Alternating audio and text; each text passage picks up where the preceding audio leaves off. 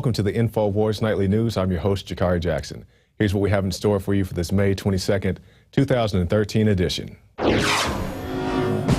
Tonight, federal police now list demonstrators alongside terrorists, and sources say that Adam Kokesh may remain in federal custody until well after the 4th of July. Then, the FBI kills an acquaintance of the deceased Boston bombing suspect, and the IRS pleads the fifth. I see nothing. I know nothing. That's up next on the Infowars Nightly News.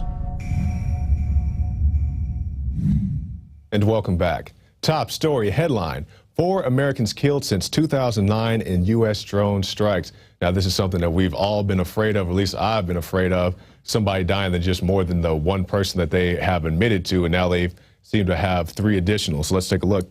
In conducting U.S. counterterrorism operations against al-Qaeda and its associated forces, the government has targeted and killed 1 American citizen, Anwar al-Awlaki, and is aware of the killings by U.S. drones of 3 others, Attorney General Eric Holder said in a letter to Senate Judiciary Committee Chairman Patrick Leahy. Now, this is a new and developing story, so the details of how and why are still a little sketchy, but we'll be giving you the most up-to-date information we can. So be sure to tune into the Alex Jones radio show tomorrow for more on this breaking story. We'll move on. Top IRS official takes the fifth, what it means. Now, this is an article from John Rappaport, and I can tell you what this means, and John can tell you what it means. I do encourage you to read this article, but I think it's best to hear from Ms. Lerner herself. The Department of Justice launched an investigation into the matters described in the Inspector General's report. In addition, members of this committee have accused me of providing false information when I responded to questions about the IRS processing of applications for tax exemption. I have not done anything wrong.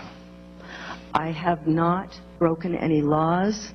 I have not violated any IRS rules or regulations, and I have not provided false information to this or any other congressional committee.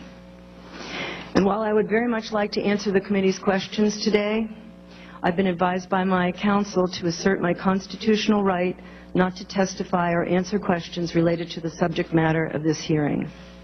You have made an opening statement in which you made assertions of your innocence, assertions you did nothing wrong, assertions you broke no laws or rules. Additionally, you have authenticated earlier answers to the IG.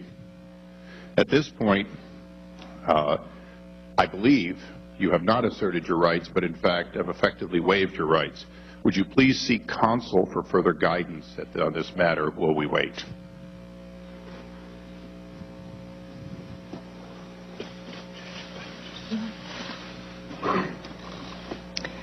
I will not answer any questions or testify about the subject matter of this committee's meeting. Well, thank you for your very in-depth testimony, Ms. Lerner. And I do agree with one aspect of what she said. Just invoking your Fifth Amendment, the right not to incriminate yourself, does not mean that you're guilty. But there's a lot of people pointing fingers at her and how people got to this. We're going to take a look at this clip from one Mr. Ben Swan. Now, Mr. Ben Swan does not get to Ms. Lerner herself, but he does show you the hierarchy of the people involved and how they're involved in the IRS scandal. Tax-exempt status comes into the IRS. Agents have 270 days to work through that application. If the application is not processed within those 270 days, it automatically triggers flags in the system. When that happens, individual agents are required to input a status update on that individual case once a month, every month. Because all 6 of our workers have different individual and territory managers, Cindy Thomas is the one manager they all have in common. Now, I do encourage you to go and watch that for yourself in its entirety. That's a very small piece, but at the very least, I think Miss Cindy Thomas has something to answer for, and that was Mr. Ben Swan, exclusive Cincinnati agent giving orders in IRS scandal, ? And to finish out this IRS block, we have a special report from Gigi Arnetta.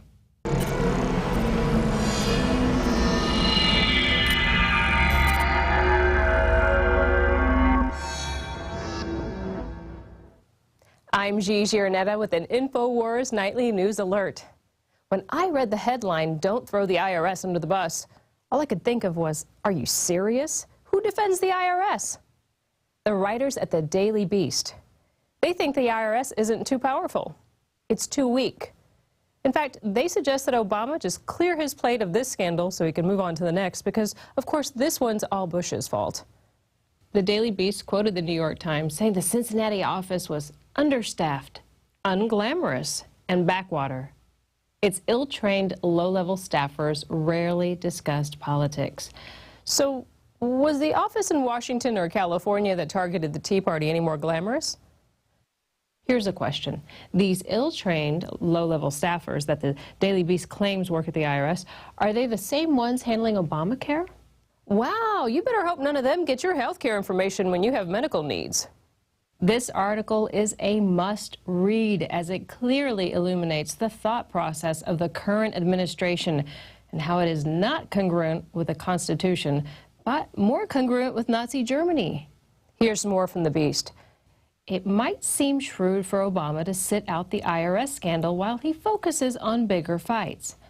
But this scandal is about government's capacity to make private wealth serve the public interest.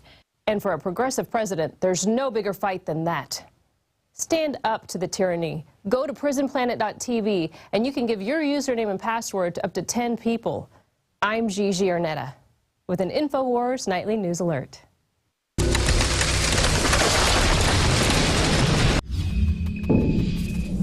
And great report from Gigi. So watch all those things again and again, and that'll get you up to date on what's going on in the IRS scandal. We'll move on to different topics now.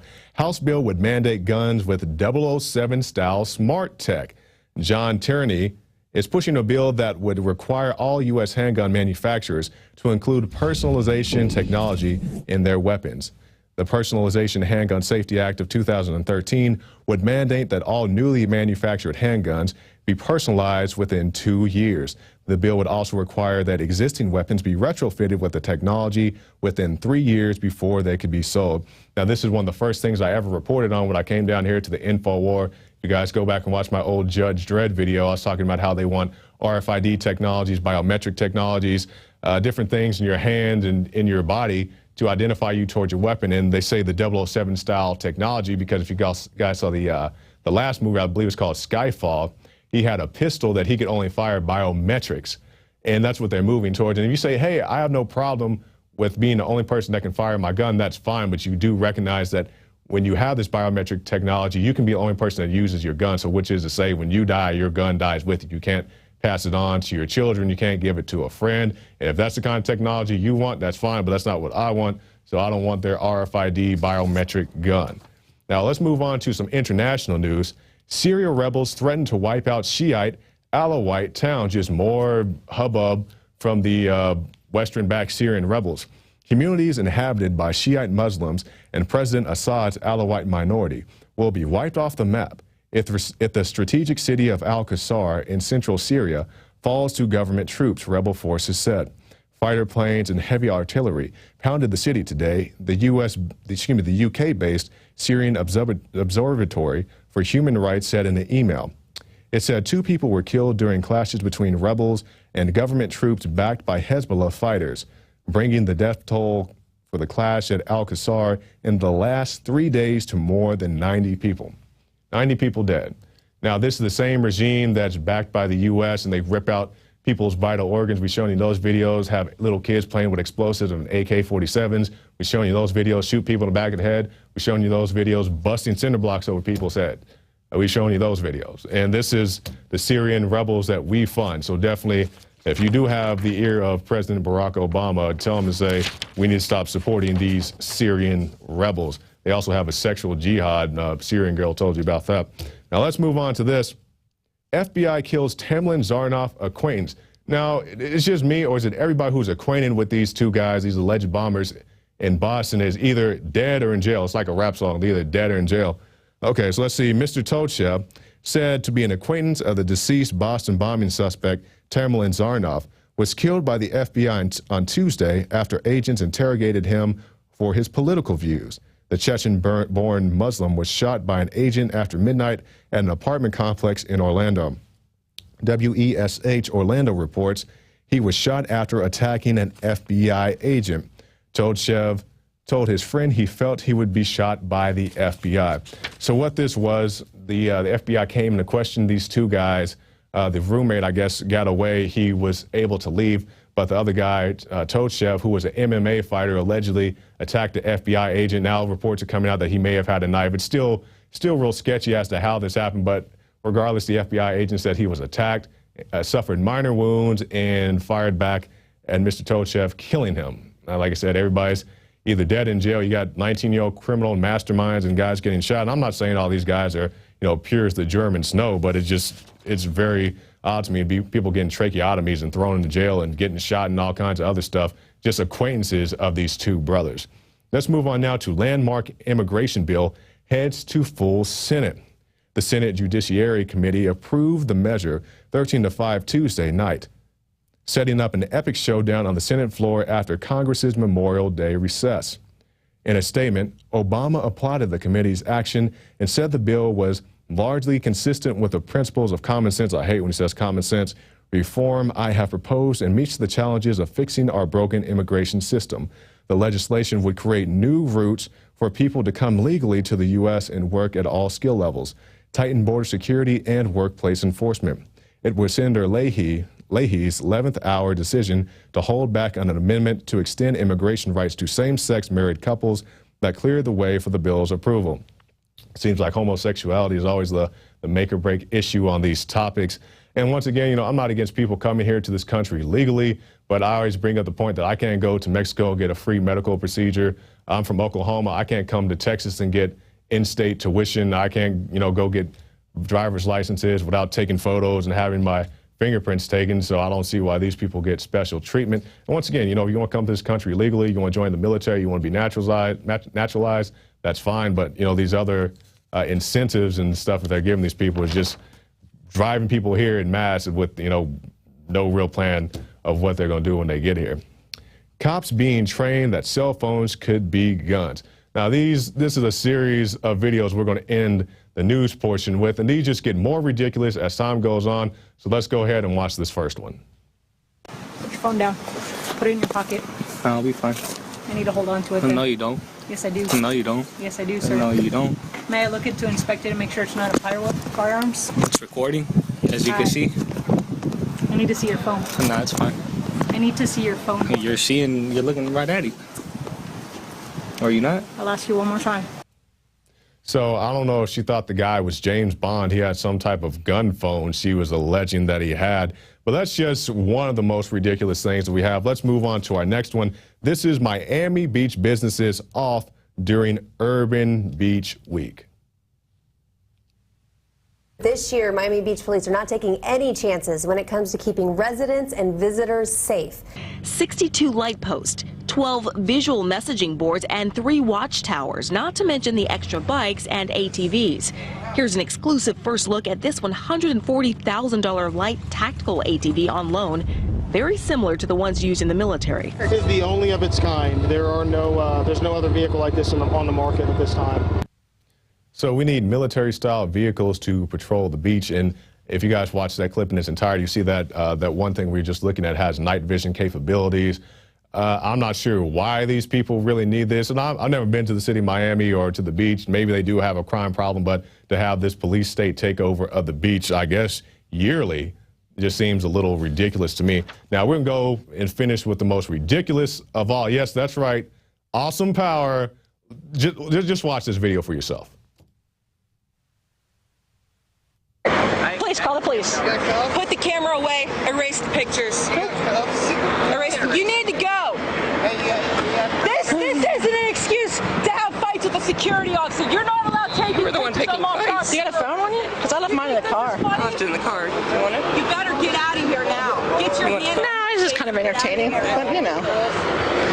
You want to argue with me too? You need to leave also. I'm telling you something. You better get the ass over the hill. Oh, she jumped. Right there. That's the best entertainment. Throw her on the fucking ground. Come on. Throw her on the fucking ground. She touched you. You seen that, didn't you? Yeah. Oh. Huh? Show her fucking right. Oh. Jeez. Tell that fucking bitch.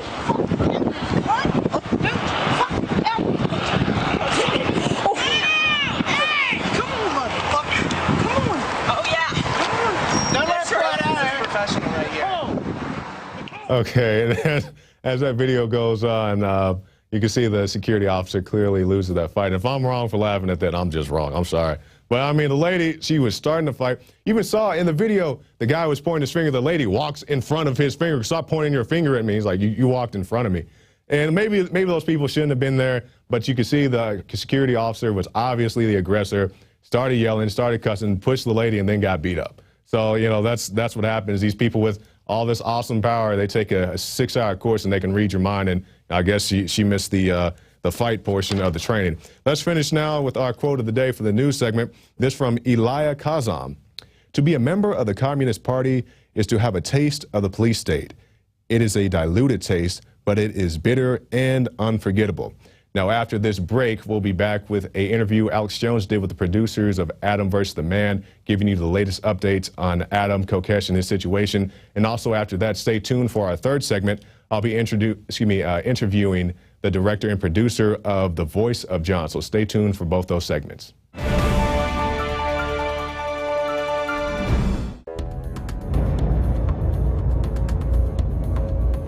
Our viewers have demanded it, so now you're gonna get it. More pro-Second Amendment gun shows in the month of June. What we've learned is you cannot hide behind an I-beam when there's a 50 cal present.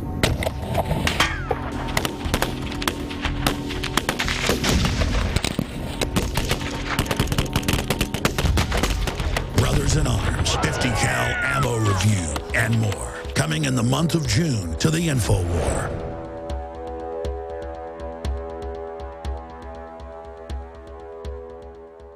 The important thing about the Pro 1 filter today is that the material we use for removing fluoride and other heavy metals now will remove the latest form of fluoride called hydrofluorosilicic acid. There's no other fluoride reduction filter out there that will remove that type of fluoride. And it's extremely important because today we're hearing more and more cities are using that form of fluoride. We've been having medication forced on us through the water system for quite a while. Most people don't realize it. Most people don't realize the negative effects of fluoride. There's a wide range of health effects that are attributed to fluoride. Bottom line, why should somebody get this new Pro 1 ProPure filter?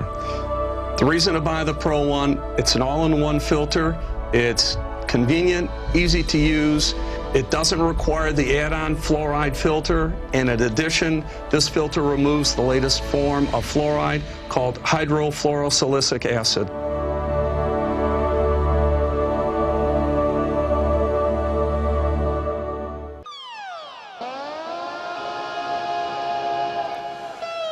Hello, this is Hank Hill, and I'm telling you what, you need to listen to Alex Jones. Yeah. Infowars.com.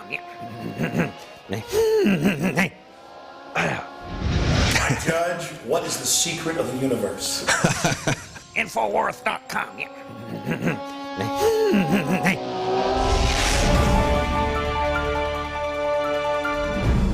And welcome back. Now, before we get to Alex and his interview with the producers of Adam vs. the Man, I just want to show you this article to set it up, so if we can go to that article now. You can see it right there. Federalized local police helped arrest Adam Kokesh. Now, let's take a look at what the article has to say. Since even before the events of 9/11, the globalist think tank known as the RAND Corporation has made its intent to federalize and militarize local and state police known. And for more on this, let's go to this interview with Alex. And welcome back to Infowars Nightly News. We've got breaking information this evening. Obviously, yesterday, the official criminal complaint came out, and now they're saying that Adam Kokesh may not be released tomorrow. And we have breaking news with the general manager of Adam vs. the Man radio TV show and the podcast producer, Daryl Young, as well as, again, the general manager, Lucas Jewell. Of course, Adam announced a July 4th armed, peaceful march, civil disobedience, to point out that there is a Second Amendment right to have loaded firearms in D.C. The Supreme Court ruled that in D.C. versus Heller back in 2008. I have said I don't think it's a good idea because it'll allow them to escalate some type of confrontation when we're actually already having major victories in the Second Amendment. But that said, I went further and stated I still admire the courage of this type of civil disobedience. The police chief famously said a few weeks ago of D.C. that, well, we'll authorize civil disobedience of protesting, but not of loaded firearms. Protesting is not illegal even in D.C., though they don't allow it because they are a criminal group. This is just amazing what this country's turned into. Real civil disobedience is challenging a law overthrown close to 5 years ago. That's black people going in, for those that don't know, along with people like Charlton Heston and others, and saying, we're going to sit at the lunch counter and order lunch even though no blacks allowed. Or we're going to sit at the front of the bus. There were laws against blacks sitting at the front of the bus. You had to sit at the back of the bus. So that's what civil disobedience is. They now mean it means being civil when you protest. This is how they destroy language. Now, that said, ladies and gentlemen, I told Adam a few weeks ago, I said, they're going to come after you on this. And I said, if anybody goes, I don't recommend you go armed. I recommend as people that are there, basically as neutral observers, to videotape everything so that the establishment can't run a false flag. Because you've never had a bigger awakening to the corrupt system than you're having right now. So it's very clear what I'm stating. The media has tried to spin it different ways. I understand under the law and common law, they have the right to do this. I respect the courage it takes to do it. I predicted this will not end well, for Adam at least, and his crew. Now, he has been held since Saturday there in Philadelphia, from the videos we've seen, for simply being there at a marijuana legalization rally. And in the complaint, they said the police began to approach him because he was doing the countdown for people to light up their, quote, marijuana cigarettes. And I'll show everybody a shot of the report. It's linked up in our articles at Infowars.com. And so all of that went on. And then they say that, well, when they tried to get into the circle of people with the microphone, that they had their arms linked, and that was basically a form of resistance. And so now, because of that, Adam Kokesh has been told he may be there for months, basically to keep him away from the July 4th armed rally, which is probably not going to stop no matter what the feds do now. And I'm really worried about this. I'm trying to, sit here and not demonize what Adam and others are doing, because certainly they're the good guys, but the system are the bad guys and know how to spin this. And people undoubtedly will show up armed. This has been done around the country with great success, exercising the Second Amendment. But D.C. is Mordor, as they say, on the Potomac. And so Lucas Jewell and Daryl Young have got several things to report to you here in this update tonight. We're going to go to them right now via telephone because their internet has been turned off. It's been paid. It's been turned off now. They've had their internet turned off for their TV/radio show. I guess if they're going to be outside the federal courthouse with their video feed, you got to turn that off. And at the same time, they have talked to the only person who's been able to talk now to Adam Kokesh, and that is his father. And Adam did tell his father, and they're going to break this down for you, that indeed he's preparing for the long haul, commissary, everything. You don't go to trial now in America. You go directly to federal prison. And they could, come up to me if there's not witnesses, or who cares if there's witnesses, assault me, throw me on the ground, then charge me and disappear me directly into a federal prison. If America grovels and falls to its knees on this, they've won. We are now North Korea. Just like Europe, they're going to take all your bank accounts. That is the great goal, is bankrupt you politically to control you. So Lucas Jewell, Daryl Young, gentlemen, you've got the floor, joining us via telephone as they try to knock out your communications. Break down the facts of what we're facing here. Artis, thank you for having us on today, brother. Yeah, thank you, Alex. We really appreciate all the coverage you've been giving us. We appreciate that you called for the Army of cameras to be there for the open carry march. I know that your blanket of protection is well received. Well, as far as Adam goes, his dad has made contact with him. The only way he was able to make a phone call is our lawyer made a motion in court for him to actually be able to have a phone call, and the motion passed. Before that... How many days did that take? How many days did that take? You're supposed to get it within 10 hours. Well, he got it 4 days later. So I guess that's how it is in America. Federal agents will grab you for nothing more than speech crimes and lock you in a federal penitentiary. But his father has told us he's being held in the special housing unit, and it was something that he definitely and N.A. Poe definitely wanted to get out because of the broad publicity potential was the reason for them to be held in this special housing unit. But from the sounds of it, Adam is prepared for the long haul. You know, I've read about these special units for, quote, media people and others so that you can't talk to other people. Is that what you're saying? Yes, Alex. I believe the way this is being made out to be is it's similar to solitary confinement. And since he has only one phone call after being there for now 5 days, I don't doubt that this is intentional to try to mess with him. Wow. So solitary confinement, amazing. And then had to go to court just to get a phone call. You know, I've seen cases like Dr. Sell, who've interviewed his lawyers over the years, who just simply was going to fight charges of Medicare, Medicaid fraud. So they grabbed him and drugged him for many years and threw him in a federal prison. No judge, no jury, no nothing. Until now, he's basically been out, but really has a lot of health problems. This went on for like a decade. These are very dangerous people. I mean, they carpet bomb, you know, whole villages full of children, and they hate Americans more than anybody. This is an occupation force, and that's what I kept trying to get. But I mean, I guess Adam knew all this. I mean, did he have any idea when myself and others warned him of what they would do to him?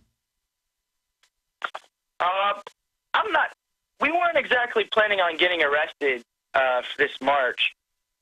We had held this similar protest for 4 times before the Smokedown Prohibition. This was the 5th time, and this is the first time we had arrest. So we weren't planning on being arrested. I do believe he was planning on being arrested for the 4th of July march, but he wasn't expecting to be arrested until then. Now, I feel like they're trying to force a felony on him so he's not able to open carry in the state of Virginia, which will then make it worse for him to walk into the state, into the district of criminals. I just feel like this is all a setup to try to prevent him from being out there active with the people.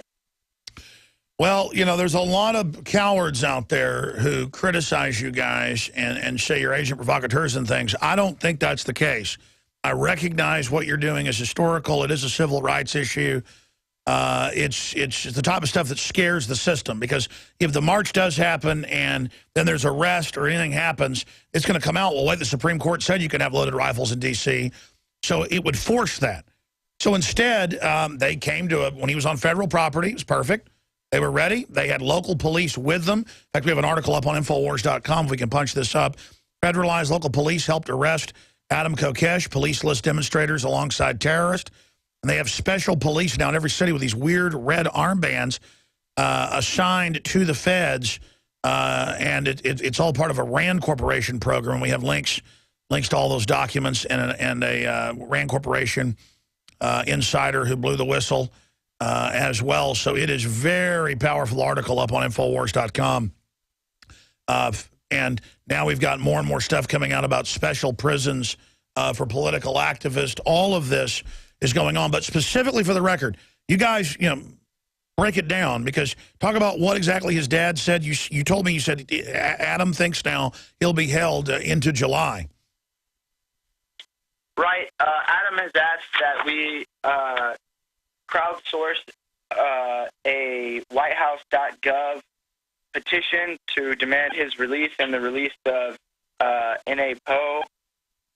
He's given us a lot of orders on how to keep the operation going. So we are going to keep Adam versus the Man alive and thriving as always.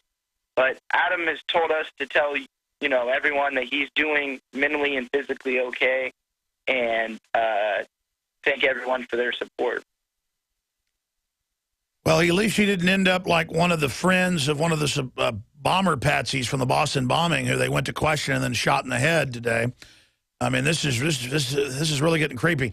But word for word, though, his dad talked to him the one phone call, and Adam has been basically told or believes he's going to be held for a long time.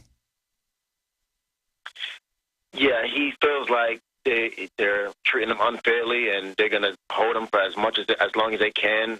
Of course, at least until the rally, so he's not out there. They're just really scared. They're scared right now. They don't know what else to do other than to keep him detained. We have lawyers working on the situation who are trying to get him out of the cage, but it's complicated when you're Adam Kokesh and you're organizing a march on D.C. with an armed march. When and the media's been spending it as you're planning to attack and shoot people. You guys have said rifles on your backs, loaded, to challenge the unconstitutional law that's been overturned. I mean, why do we trust cops with guns or anybody else? Why is it so evil to have citizens with guns? A real criminal would just drive across the bridge with guns, do whatever they wanted. I mean, no, it's the idea of people saying we're not bad. Now, people that are scared of this, they're scared because they believe it'll give the system the opportunity to stage something and try to demonize gun owners. I mean, regardless, though, you can't demonize the people organizing the march. You can disagree with it. You can say you think it's bad tactics, like people like Lou Rockwell have said. I mean, I think he's, had reasonable criticism. I myself have just tried to, I know you guys are going ahead with this. Are you still going ahead with this? Yes, sir. With or without Adam, this march will go on. Yeah, Adam has delegated people to take charge of the 4th of July event, and as Daryl said, with or without Adam, the march will go on. And Adam has spoken before that he doesn't like the term leader because he thinks that all of us as individuals are smart enough to collectively do these kind of ideas, and that's what we're going to do. The idea is still a good idea. It's still a safe idea. All the people who are worried about patsies or anything like that, think about the time that it takes for you to draw a weapon from your back to the ready position. Someone could easily tackle you, take you down. It's important to remember that this is a peaceful event. Well, also, whenever they send in wound-up patsies, they do it with defenseless little kids, not with a bunch of guys with guns. Listen, my issue is this. We can't always let the fact that they're going to do dirty tricks shut down everything we do. I mean, my God, the police are now trying to say no one's allowed to protest Bilderberg in England. Well, then we'll try to go, and then, I plan to be peaceful just as media and cover this, but if they want to arrest me, that's fine. I mean, my God, in America, we have free speech zones. In England, they're now setting up highway checkpoints. I mean, the criminals have taken over. They know they're imploding things, and they want to dominate us and get us to accept going back into slavery. But again, I've got to say that, to say there aren't leaders, we're all individuals and have rights, but people have a right to also resonate with people who they believe are leaders. Ron Paul's a leader. Many other people are leaders who buck the system. So I think leaders are very important, but real leaders, grassroots leaders, do you guys understand my position on this? Because people say in talk radio, you've always got to have, never say when you've been wrong. Always, this is the old rule of talk radio. I don't follow it. Always say you know what you're talking about. Never correct yourself, and always be very, very clear. I am clear on all the general things of society. It's just that Adam Kokesh announces this. A couple days go by. I'm watching to see what the media does. It gets picked up by Drudge. It was already in a bunch of newspapers. And so I come out and say, okay, Adam, well, I see your point, but I personally wouldn't do it. Here's why. But I understand it's your right as an American. It'd be kind of like somebody in the Deep South who'd be the first slave to try to run away. I'd say, well, your chances aren't very good, but I agree with what you're doing in spirit. It's just the letter of it. I just got a bad feeling. Do you guys see what I'm saying? Well, Alex, if you believe that guns as inanimate objects are inherently dangerous, then yeah, I would be afraid. But I believe that guns offer a source of protection, and I believe that is your natural right to choose how you best protect yourself. Sure, but you're missing this is important. I won't keep you much longer. We'll get you back on the radio in the next few days. I'm going to go back to Jakari Jackson, waiting in the other studio with Infowars Nightly News tonight. I'm here in Studio A. He's over there in the big Studio B. But, you know, sitting here talking to you right now, I think you missed what I was just saying. I get a bunch of guys with rifles strapped to their back, openly carrying. I would feel safer there in, say, Austin, Texas, or in, you know, Detroit, Michigan. I understand criminals are always going to have guns. They're going to go look for defenseless people. I get all that. People are saying this is a confrontation with Mordor. It's like the moment at the end of V for Vendetta when they all go past the troops and then the government falls. That happened with Ceausescu in Romania. That's happened with Mussolini. It's happened hundreds of times in world history where the police stand down when the peasants bring their pitchforks out. Okay, and, you know, storm Frankenstein's castle, to use a fiction example. They get, as criminal, archetypal globalists that have occupied the city, that if they let one ant stand up, they might all stand up. Those little ants outnumber us 100 to 1. It's not about food, it's about power. In fact, we'll play that clip as we go back to Jakari in a moment. I'm saying to you, okay, what I've seen with COINTELPRO, and I don't want to get up here and fearmonger to you guys. I just wanted Adam to know this isn't trying to dance at the Capitol and get arrested, showing there's no free speech in D.C. He's been to Fallujah. I'm not sitting there saying he doesn't know what's going on in this world. He was there when that was all going down. My only issue is these people will put bullets in folks' heads covertly, plant bombs on you, anything. They will do anything, anything. So I was just simply trying to say, because once the day starts, I think it could end up being a victory, a peaceful march with guns. If they try to arrest you then, it'll make a court case. They've already lost. That's why you're in danger before it. And that's why I tried to say, if it goes off, we need media there. But then I don't even want to send in citizen media because it's so dangerous, because they will then spin it and demonize our operation as well. And you're like, well, what have you done wrong? You're simply saying as media, you'll cover it. I get it. I've already got the police chief of the constabulary in North London trying to talk to me the last few days. I've been too busy to call him. I'm going to call him tomorrow. It's already night, very late. It's like, you know, midnight or later over there right now. You know, they're talking about not even allowing media around it. See, that will show we are in deep tyranny. So I admire the courage. I'm saying, as an old school hand of the world, that my gut says danger Will Robinson. Now, go ahead. You heard my slavery analogy. And I totally understand and respect how you feel, but if we don't stand up now, will we ever get that chance again?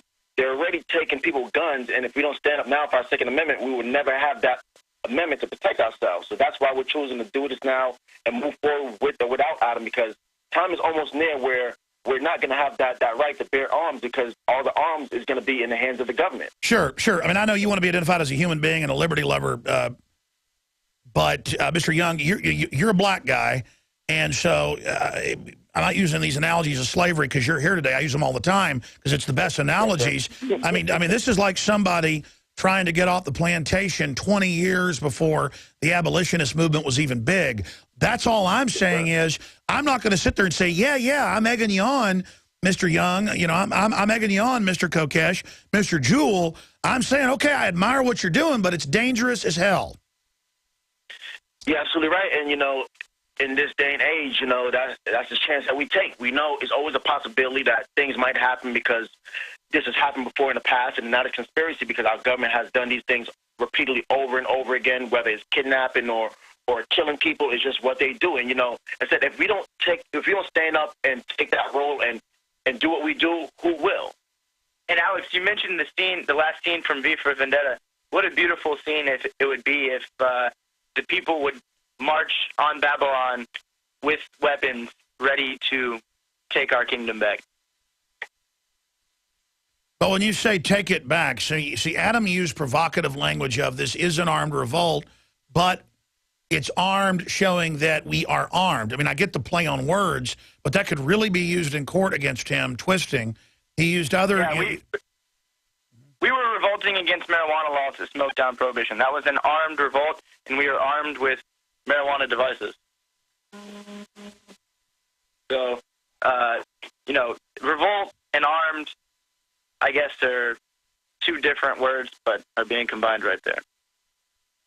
You know, there are very few issues that really tear me because I get what you're saying. I get what you're doing. I just don't want to see you guys discredited or anybody hurt. And, you know, I mean, here's an example. Yesterday, callers kept saying, do you think the tornado could have been a weather weapon? The tornado from and I said, well, there are weather weapon programs, and, you know, here it is in the Associated Press, and here's the UN treaty, but, you know, there are real tornadoes, so I don't know. They ran, no exaggeration, 10 articles I saw today. I mean, there's more than 10. I'm just saying 10. It was a bunch of them saying Alex Jones says a weather weapon did it. So, see, let's say you guys go, they got some sniper, shoots a bunch of people, blames it on you. They're going to say it was Alex Jones's march. I'm saying these people are dirty criminals. But my thing is, look at armed marches from Phoenix to Dallas. You know, Malcolm X did it. You know, a lot of people are doing these armed marches. A right you don't use is lost. And why is it so bad that we have guns? I mean, who are we? How come government can have the guns, but we can't? Listen, I've been doing a lot of the talking here because you guys are nice and sit back. I want to give Lucas Jewell and Daryl Young, both of you, about 5 minutes each to make any other statements you want to make. Alex, first, thank you for having us. Thank you for all your support. And whether or not you're armed on the D.C. March, I hope to see you there. And along with all of our other supporters, people, if you cannot come with a gun, still bring a camera. That's probably more of a valuable weapon at this point than a gun because we have the numbers with guns. We want to make sure every single angle is filmed. No stone goes unturned. But as far as back to Adam goes, be sure to check out the whitehouse.gov petition, which will be posted on the Facebook later. Also, more links to come in support of Adam as far as his commissary fund, as far as ways to write him, as far as everything like that. The podcast will continue. The march will continue. Adam says he's in good health, mentally and physically. And everyone just stay tuned because this might actually get pretty interesting. Yeah, and if you happen to be in the Philadelphia area, 700 Arch Street will be the address to the federal courthouse. Please come out there and show your support. Come with signs, come with cameras. Please do not attempt to go into the courtroom. We are trying to leave that room available for staff members only from the Panic Hour, Billy Norm, as well as the AVTM staff. If you need to reach us, Lucas at Adam vs. the Man will be Lucas' email address. Mine is Daryl at Adam vs. the Man. Adam vs. the Man is the website.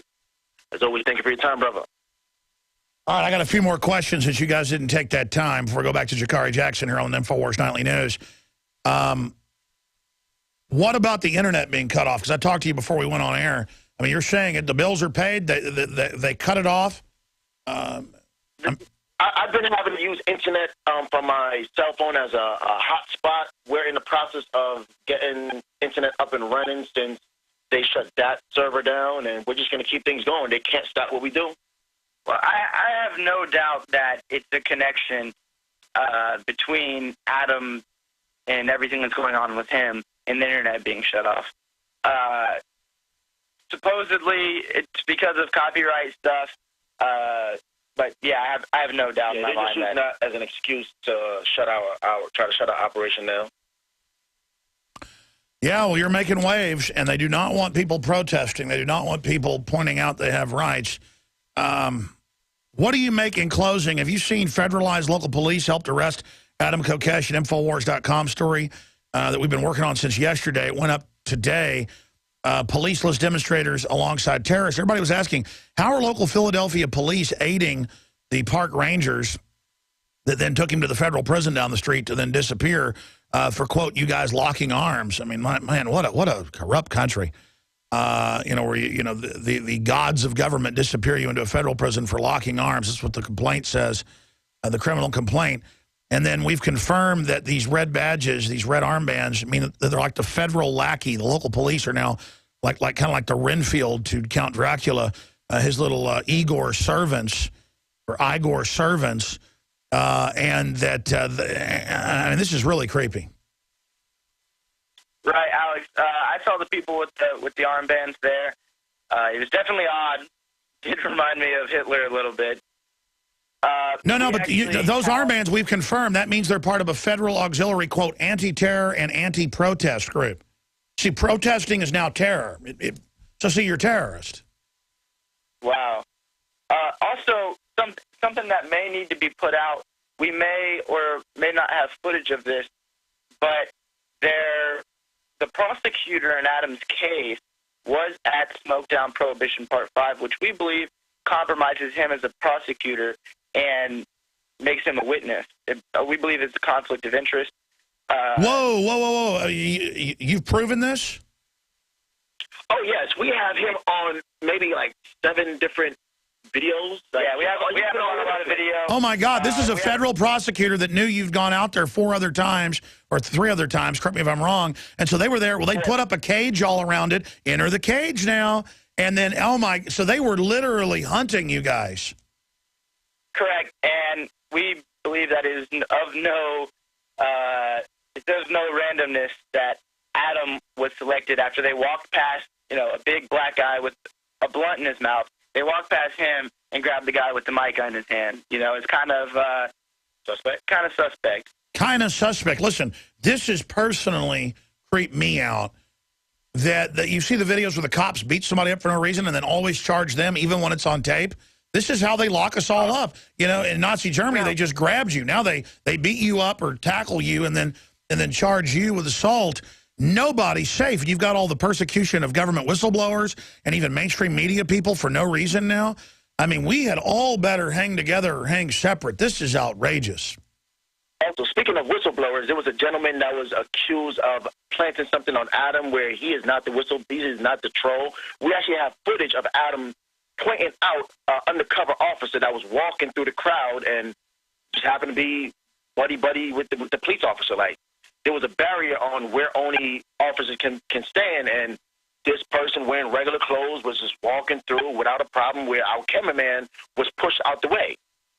After reviewing all of our footage and analyzing it, we came to the assumption that this whole event was set up and it was plotted for them to be arrested. Because there was a podium that was not requested, where we even have footage of Adam saying, "Hey, this feels suspect. This might be a setup." The government set up the podium without any to point out who's the head of the event, so they can know exactly who to target. This was a setup. Try to lure out Adam and NAPO to separate themselves from the crowd. Well, sure, to lure you into the cage, Daria. No. Listen, and I love how they always rough everybody up. They're just citizens like us, but they rough us up. It's not assault. I mean, all Adam did was have his arms rigid with his hands up. I've even seen them now. If you get in a fetal position, they'll stomp you in the head and charge you for their boot hitting your face. I'm not kidding, man. This country is. I just can't believe how bad it is. Well, Alex, you're doing a good job with the info war, keeping everyone informed. That's what we're trying to do, to let everyone know about nonviolence and noncompliance and non-aggression. So we're keeping moving forward, because this is a philosophical war, and we must win the philosophical war before we Sure. Wouldn't you normally just be bonded out? Yes, but they requested a detention hearing, which they can hold him for 72 additional hours until his detention hearing. And according to Adam and his lawyers, we are not expecting release, although it is a possibility, but we're not expecting it. It is a possibility, but it's probably not going to happen. All right, AdamVersusTheMan.com, and people that were criticizing you guys. It's one thing if people say, I think it's a bad idea or I'm concerned, reasonably, like Lou Rockwell did, but others that have been really nasty, they're not the ones who have the courage to be doing this. And now the entire free press is under attack with all of this. And so it is absolutely imperative that people support the First Amendment of this country, even if they don't support the exercise of the Second Amendment. Lucas Jewell, Daryl Young, thank you both for spending time with us today, gentlemen. Thank you, brother. All right. Thank you for your time. All right, thank you, guys. All right, that's it for this important breaking interview here. And so I'm going to throw it back to Jakari Jackson and Infowars Nightly News. please support the First Amendment. I mean, now the FBI goes to question people who we predicted are going to end up dead, and they shoot them during the questioning. This is getting really creepy. And if their chilling effect works, we're going to convert to pure tyranny. This is the whole thing we've been seeing. This is the criminal takeover. And you can palpably feel the energy level of evil rising. But you also, for every action, there's an equal and opposite reaction. The energy level of liberty and freedom is rising as well. And that's why Infowars Nightly News is so incredibly important. Before I go back to Jakari, we are 110% in this fight. And you know, I wish a lot of times I didn't have to spend so much of my time grubbling around with sponsors and trying to raise money to fund this operation. And we've done incredible things. It's very important for all of you to go to InfoWarsStore.com for the next week. We're going to run a 15% off on the Pro Pure water filtration, best stainless steel system out there. Side-by-side blows the competition away. It's what I use. And the money we make off that goes into this operation. It's not cheap, even though we operate from Texas that has a lot lower cost of living and you know, running an operation. The new book, The Octopus Deception, is now out in English. Daniel Estlin, that's available. Pro Second Amendment shirts to keep or not to keep. Why Christians should never give up their guns. Great to give your pastor. It's all available at InfoWarsStore.com. But we are only going to run this for about 6-7 days. Last time we did a 15% off on it, they all sold out. Because we already have the lowest price. With 15% off, it's incredible. Promo code WATER15 when you go to InfoWarsStore.com. WATER15 is the promo code WATER15 on the store, or when you call 24 hours a day, give them the promo code WATER15. That is 888-253-3139, 888-253-3139, WATER15. And we're a platform to then support everybody else and give them a voice. You know, we have other talk show hosts on. We have other people we don't even totally agree with on. We've had people that have attacked us and demonized us before. If they're doing good work, I have them on just because I don't even care about myself, folks. It's not about egos. It's not about all this stuff. It's about trying to really find the truth and trying to have a future in a civilization. And I know I say the feds are evil. At the top, they're evil. And they can always find mainly weird socialists and Marxists that they're kind of the foot soldiers of the global fascist who will go out and do anything they're told. There are a lot of libertarian, a lot of conservative people that I've run into in the FBI, in the federal marshals, a lot of good state police around the country, local police. So I want to be clear. I want to be clear that there are a lot of good people in the government, but there were a lot of good German soldiers who just followed orders, man. And we got an evil government that's been taken over. And it's creepy as all get out to get up here every day and confront these people and then to get exhausted, but feel like I've got to do more because the time is so short. The enemy knows the time is short. So they work like the devil. And I wake up at 2 a.m., folks, trying to think how I can fight these people. And so please spread the word about Infowars.com.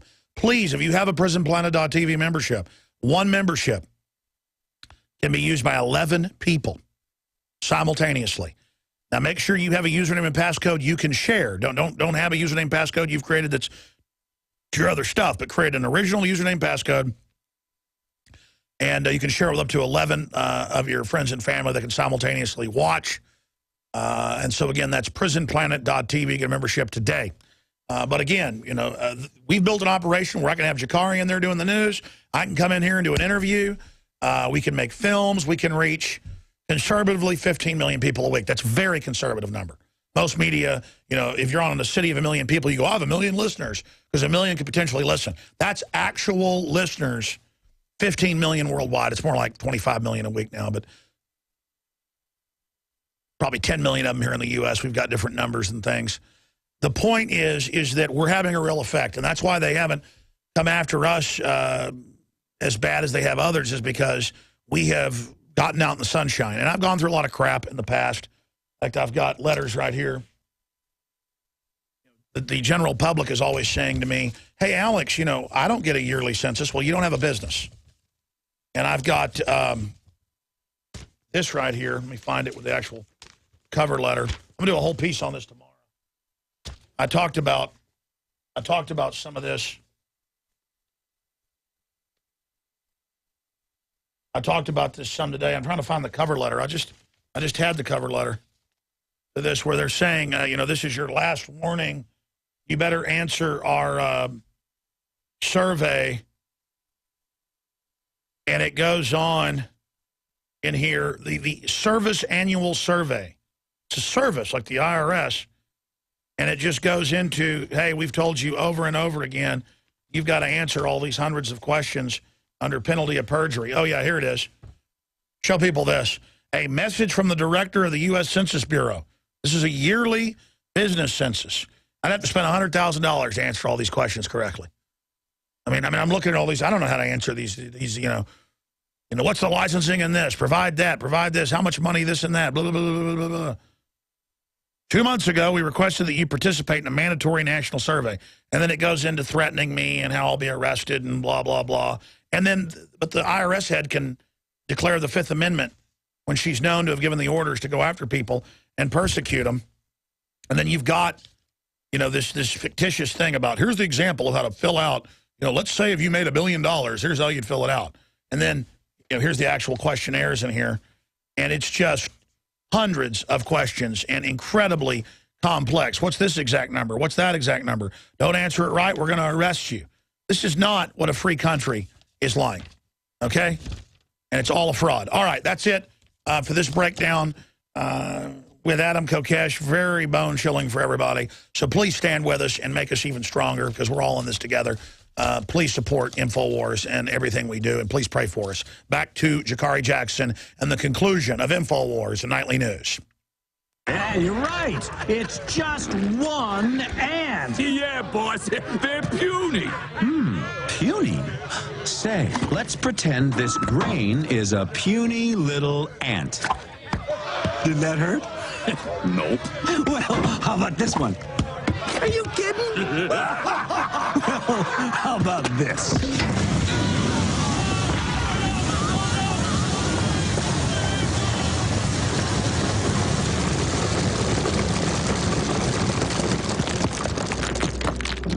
You let one ant stand up to us, then they all might stand up.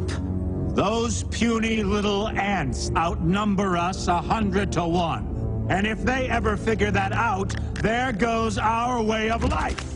It's not about food. It's about keeping those ants in line. That's why we're going back. Does anybody else want to stay? It's kind of like Ferris Bueller watching the show. You know, a lot of times I end up coming back. We're going to Jakari in a moment, but I was just watching that clip. I'd forgotten I asked for it. That's the kind of speeches they have. That's the memos where they say, you will submit, you will do what the federal family orders, you will not whistleblow. This is a criminal group. All right, back to Jakari Jackson. You see Adam's producers standing up for him, which is what people should do. Stand behind your guy. Like they said, not allowing Adam to have a phone call even, just completely ridiculous how they're treating him. So let's take a look at that article one last time. You can find on Infowars.com, and you guys can see the graph right there, but let's go down to the quote. And it says, Pittsburgh Bureau's police website describes the red team. Now, those are the people who had the red patches on their shoulders and arms, short for Rapid Emergency Deployment, as a highly skilled and highly trained specialized unit that can provide a quick and appropriate response to certain critical incidents. I don't know what kind of WMDs or terrorist events they were responding to or hazmat situations. It was a bunch of guys smoking weed. Even though Adam wasn't smoking weed, he still got arrested. So great job to you, Adam. Keep fighting the good fight. And I'll be back right after this with another interview. Many anthropologists and archaeologists believe that before man even discovered the power to harness and use fire, we were involved in agrarian activities. That is, taking the seeds of plants and then replanting them to produce more. The very foundation of our modern civilization and human culture is centered around the planting and cultivation of edible plants, fruits, vegetables, nuts, you name it. And the globalists have been going after gardening. They've been harassing people that have gardens in their front yards or their backyards. They've called for licenses for people to have gardens because you can't trust prisoners in the police state America to be able to grow their own food. That's why I've come to the realization that we need to become self-sufficient. You need to be informed. You need to have the Second Amendment to protect yourself. You need to be politically active to wake up others. You need to filter your water. But you also need to plant a garden. Even if you live in an apartment, you can do this. If you live in the countryside, obviously you can do it on a grand scale. There are so many green belts in areas that humans don't even visit, nearby cities and in suburbs, where people are now more and more planting their own little private gardens and meadows and off the side of the road. Ladies and gentlemen, it is a revolutionary act to unplug from the television, to unplug from the computer and all the globalist propaganda, and to go out in your backyard or your front yard or planters at your apartment or on the roof of the building where you live, and to plant a garden. Here are some of the amazing deals at Infowars Seed Center at InfowarsShop.com. The Survival Seed Vault by My Patriot Supply features only the finest survival heirloom seeds for a robust and hardy garden, even in the toughest of times. The ARC All-in-One Seed Kit contains 70 varieties of 50,000 seeds of fruits, vegetables, medicinal, and culinary herbs. All ARC seeds are heirloom. Each type is labeled and sealed separately for ease of use and longevity. The Deluxe Emergency Seed Bank combines 3 of Emergency Seed Bank's top sellers: the Family Survival Emergency Seed Bank, the Medicinal Herb Seeds Pack, and the Culinary Herb Seeds Pack. We also have starter varieties of the deluxe seed packages for fruit, salad, salsa, peppers, and medicinal herbs and more. Go to the Infowars Seed Center at InfowarsShop.com. A little seed can grow a huge tree that produces fruit for up to 50 years. We have the best life bombs. That's what these are. We have the best weapons against death out there at the lowest prices, waiting for you to lovingly plant them and lovingly grow them and lovingly eat them and share them with others. We will strike back against the New World Order, and this is only one more initiative in our fight against them. So please join us at InfowarsShop.com, or you can link through at Infowars.com at the Infowars Seed Center. And welcome back. Our guests tonight are Chris Pfizer and Don Gallade, the producer and director of the film The Voice of John, a very powerful piece on abortion. They join us now to talk about their works. All right, and thanks for joining us, gentlemen. Now, Don, I want to start with you. Tell us about your film and why this was important for you to make. Okay. Well, I've been involved in the pro-life industry movement, if you will, probably for about 17 years.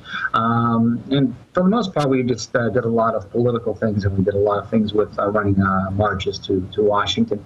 One year when we were doing the march in Washington on the anniversary of Roe versus Wade, my colleague Chris Pfizer had come up with the idea that we should do a documentary. Initially, the documentary actually started off as it was going to be a documentary just on the march. God had other plans, and within about 6 to 9 months, the documentary had grown into what it is now, which is what we refer to as a forensic womb-to-tomb pro-life piece. Wow.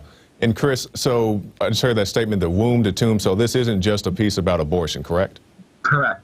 That also covers euthanasia, it covers infanticide, it covers end-of-life issues, physician-assisted suicide, basically all life issues. Great. Now, Chris, I'd like to get your take on that as well. As far as what the film covers? Yes.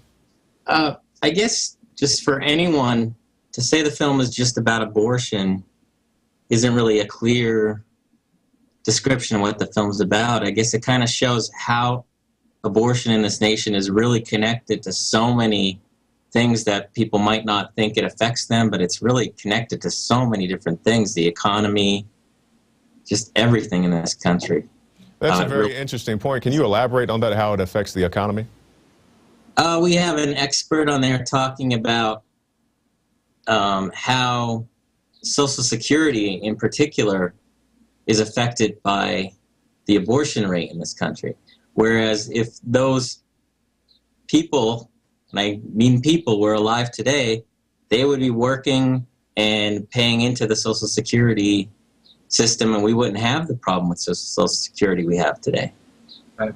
We've actually aborted more people since 1973 than every military conflict that has ever taken place on United States soil. Wow. And that also includes, we could throw in cancer, AIDS, and other tragedies.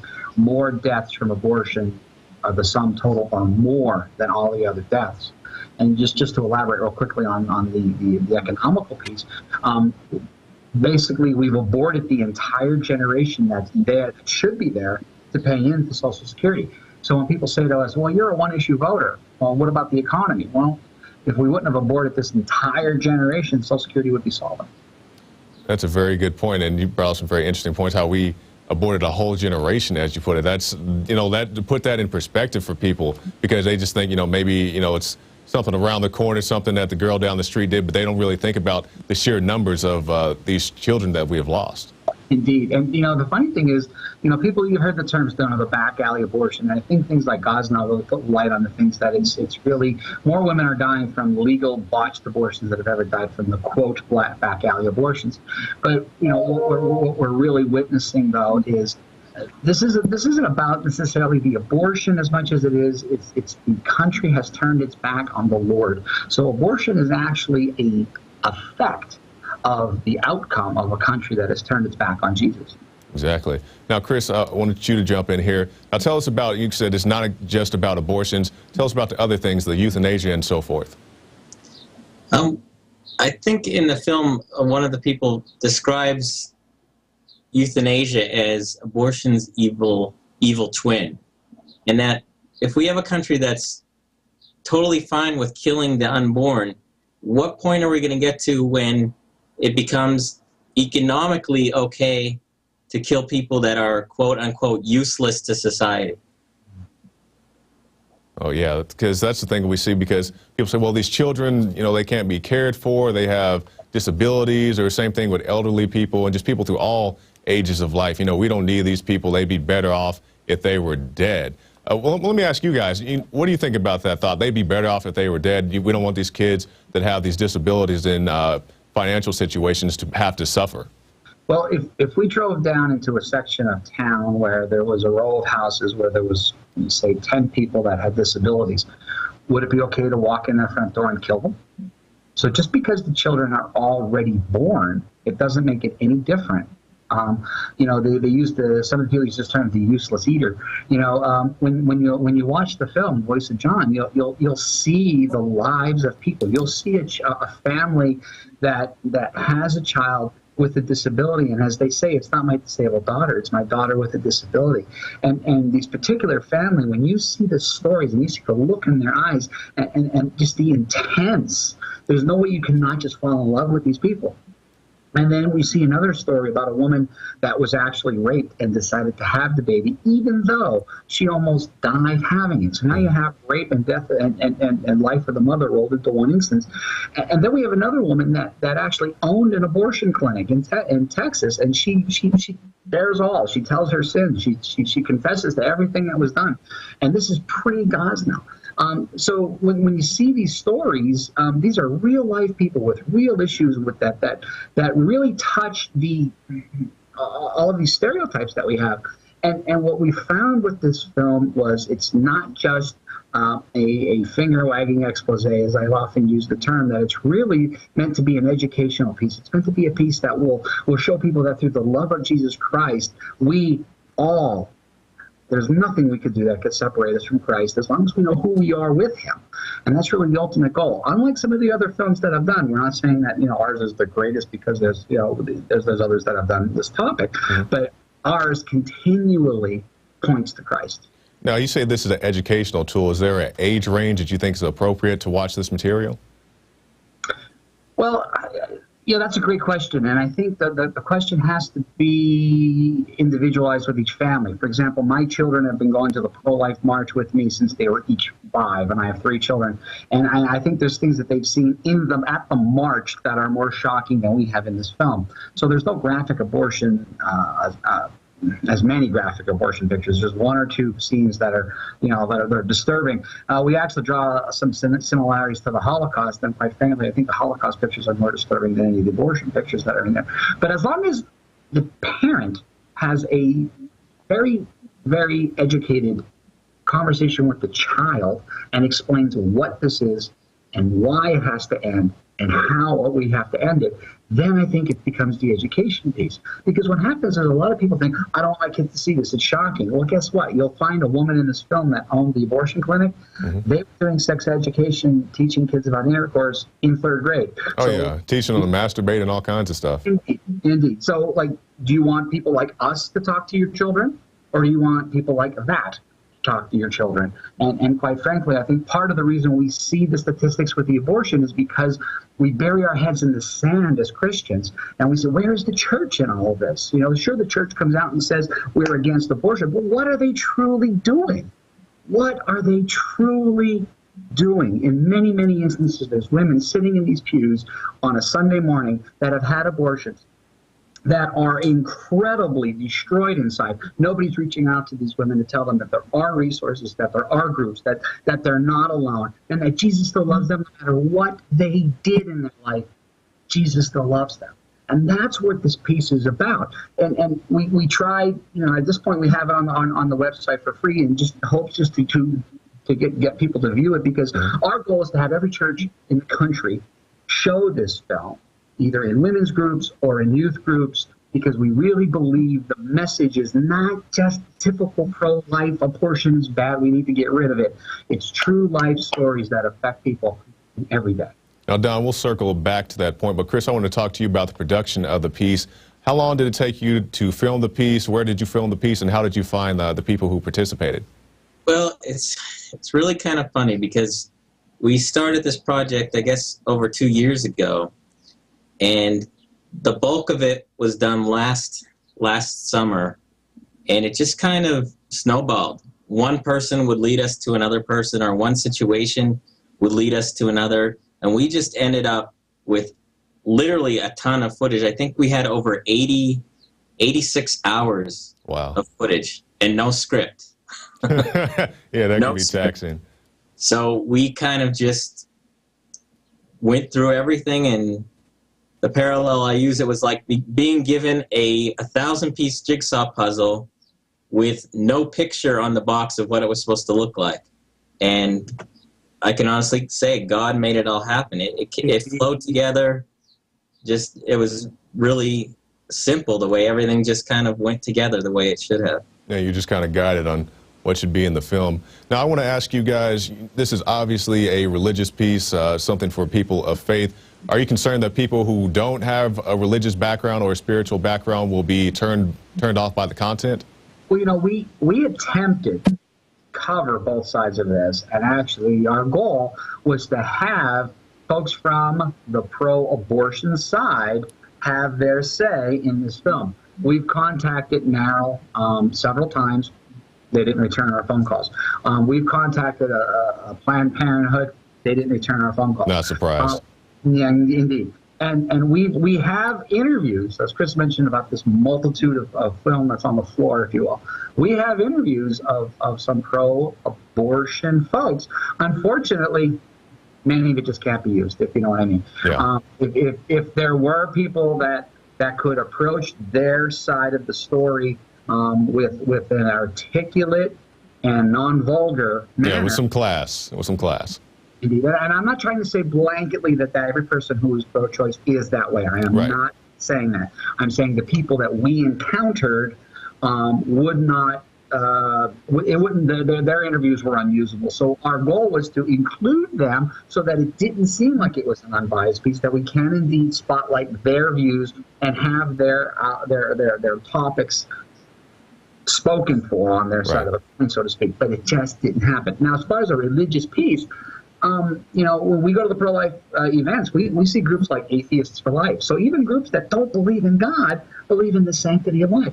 And you know, what the goal of this piece, besides the pro-life message, is also the pro-Jesus message. So it is ultimately a salvation tool, if you will, that a church can use to help save the lost. Now, Don, sorry. No, I was going to say, I'm going to ask you this question, and then we'll get your closing comments, both you and Chris. Now, Don, it's my understanding that you applied for a tax-exempt status. Is that correct? Mm-hmm. And recently, we've seen all the things going on in the news with the IRS and the targeting of conservative groups. So tell us your story, and do you think you were targeted for any particular reason? I personally do. We filed in November. The normal protocol we were told is it takes 90 days for you to hear anything, and I understood that.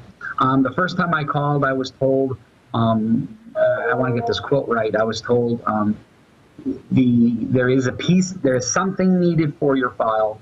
I cannot tell you what that is, and the case has to be assigned to somebody before we can discuss it with you, and as of yet, it has not been assigned. Now, was this a phone call? Was this an email? How did you get this contact? That was a phone call. I was contacting the IRS via the phone. So I called 3 other times, subsequently spoke to 3 different people, got the exact same verbiage word for word. And still, until the scandal broke, I didn't even think about it. And ironically, even after the scandal broke, I didn't even think about it till I was actually going through our website and realizing that, that just making sure that there was things on there that were where we want them to be. And I noticed when it comes to the mission statement and the voice of John, so it's maybe not necessarily things that are on our 501c paperwork, but we're talking about on our mission statement on our website, it's talking about a non-sectarian, non-partisan, Christian faith-based organization. We believe the Bible is the inherent, verbal, inspired word of God, indeed needed to save the souls. And then we go on and quote different scriptures, and we talk about the family, and we talk about parental rights, and it's basically all about the Christian message of what we were about. So I do believe it's this that was the end of stumbling block, not the actual 501c paperwork that just says we're a nonprofit organization that produces Christian films. Right. But that indeed is on the 501c paperwork as well. Yeah, we've seen the IRS. What are the content of your prayers? I don't know if you saw that story a little bit recently. Now, Chris, I want to get your closing thoughts, and then we'll finish with Don. Any closing thoughts, Chris? I think basically with this project and upcoming projects we see the underlying theme that as this country moves from a Christian nation to a post-Christian nation, where we seem to be headed. So referring back to when you said, is it a religious film? I wouldn't say quote unquote religious, but we are stating our Christian faith, and we firmly believe that as our country turns away from that, it's just obvious where we're headed. All right. Now, Don, can you tell us where you can get the film and also your closing thoughts? Sure. Well, first, just real briefly, we didn't talk about how the film got its name. A woman who's one of our best friends, her name's Marianne Lahan, who's also the executive producer of this film. In 1977, she stumbled across a botched abortion in a Virginia hospital, and when she told the doctors that she found an abortion, a baby, they said, no, it's an abortion. No, it's a baby. She said, no, it's an abortion. So she held that child until the child died. You're talking about outside of the womb. Outside of the womb, it was left on a dirty utility table in a closet, waiting to die. Film. Pardon? That story's in the first 5 minutes of the film. It's the prelude to the whole film. That's where the voice of John comes from, is because Marianne says, I will name you John, and I will be your voice, and I will tell the world what I saw here today. Ironically enough, this is the 40th anniversary of Roe v. Wade, and for those that know their Bible, 40 is a big number with God. It's a number of completion. People can get this film at voiceofjohn.org. It is currently for the next 30 days. It's going to be free online. All you got to do is click on it and watch it. We encourage everyone to spread that link. Send that link to everyone you know. Let every person be able to see this film. Especially go to your pastors, go to your priests, go to your rabbis. Have them play this film in the church. Have a showing. Everything is on our website on what you need to do to have an effective showing. And we would just be blessed by having the message of John, who would let his death not be in vain, because the purpose of this film is to educate. And that's what we're about with Riversong Productions. All right, Don Gallade and Chris Pfizer, thank you for your time, gentlemen. Thank you so much. All right, so there you go, two great filmmakers, and that's what we're about, promoting people and their great films. Now, that wasn't an Operation Paul Revere entry, but 2 great filmmakers nonetheless, and they have a very powerful message. I know some of the things in the film may not be for everybody. Like they said, it does have a religious undertone, but as Chris said, it's not a religious movie. Don says, yes, you can play it in your church houses and so forth, but I believe also people who aren't religious or spiritual can watch it and get something out of it as well. And if you'd like to learn more about eugenics and abortion and so forth, you can get the Eugenics Exposed Pack at the Infowars store. You can see it right there. For $29.90, you get Endgame and also MAFA 21. MAFA is about the Planned Parenthood history A very powerful piece to give to your friends and family. And also, if you'd like to support this broadcast, you can go to prisonplanet.tv, get yourself a 15-day free trial. There's a lot of great stuff on there. The Alex Jones radio show, the nightly news show, the special reports, the movies, the rants, all that good stuff is there just waiting for you. So that's it for this edition of the Infowars Nightly News. I'm your host, Jakari Jackson, and we'll see you tomorrow.